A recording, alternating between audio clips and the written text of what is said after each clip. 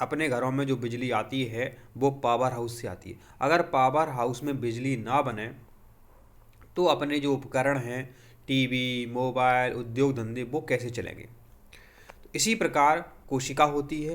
कोशिका में एक अंग होता है माइटोकॉन्ड्रिया। अगर माइटोकॉन्ड्रिया भी पावर ना बनाए, बिजली ना बनाए, ऊर्जा ना बनाए, तो फिर कोशिका कोई काम नहीं कर पाएगी। कोशिका कोई काम नहीं करेगी तो अपन भी कुछ काम नहीं कर पाएंगे और अपन बीमार हो जाएंगे।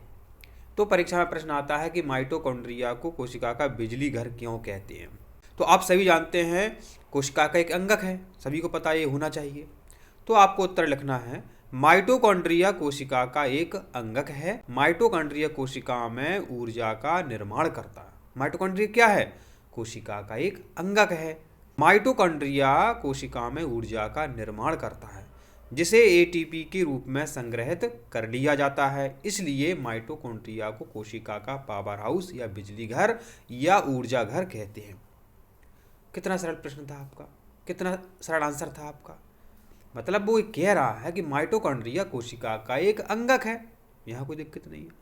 माइटोकॉन्ड्रिया कोशिका में ऊर्जा का निर्माण करता है, ऊर्जा बन गई जिसे एटीपी के रूप में संग्रहित कर लिया जाता है। इसलिए माइटोकॉन्ड्रिया को कोशिका का पावर हाउस या बिजली घर या ऊर्जा ग्रह कहते हैं।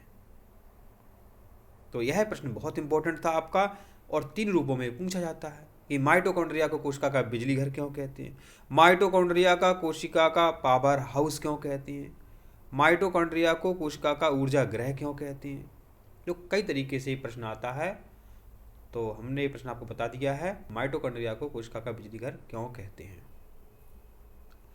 आप बोर्ड पर समझना चाहते हैं पूरा चैप्टर मात्र 2 वीडियो में, प्रत्येक चैप्टर आपका मात्र 2 वीडियो हमने समाप्त किया है।